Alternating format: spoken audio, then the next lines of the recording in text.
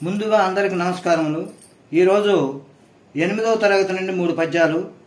మొదటి పద్యం మేలిమలుపు పాఠము నుండి కవి సిరివెన్నెల సీతారామ శాస్త్రి.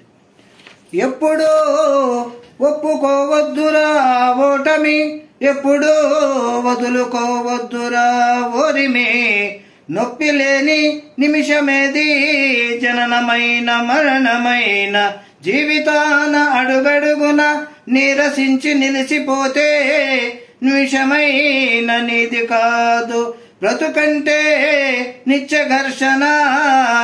ఎప్పుడూ ఒప్పుకోవద్దురా ఓటమి, ఎప్పుడూ వదులుకోవద్దురా ఓరిమి, దేహముంది ప్రాణముంది నెత్తురుంది సత్తు ఉంది అంతకన్న సైన్యముండునా, ఆశ నీకు అస్త్రమోను శ్వాస నీకు శస్త్రమోను ఆశయము సారథోనురా.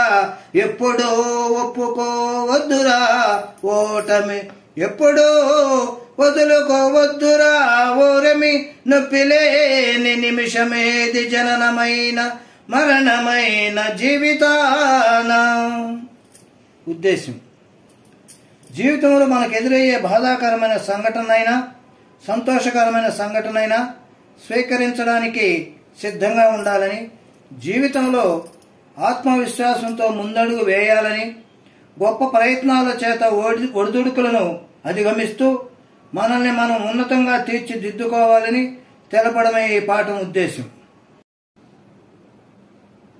రెండో పద్యం ప్రవరుడు హిమాలయ వర్ణన. కవి అలసాని పెద్దన.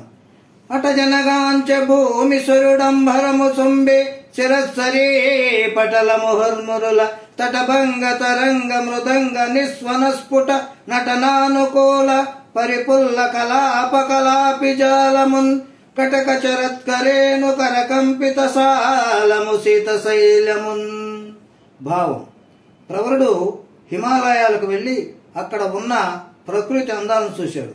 అక్కడ ఆకాశాన్ని తాకుతున్న పర్వతాలను, ఆ పర్వత కొసల నుండి ప్రవహిస్తూ ఉన్న సెలయేళ్లను, మాటిమాటికి దొర్లుతున్న సెలయేళ్ల కెరటాల మధ్యల ధ్వనులను, ఆ ధ్వనికి అనుగుణంగా పింఛం విప్పి నెమళ్లాడుతున్న అందమైన ఆట్యమును, ఆ పర్వతాల మధ్యలో ఉన్న ఆడ ఏనుగులచే కదల్చబడిన చెట్ల గల ప్రదేశమును చూశాడు.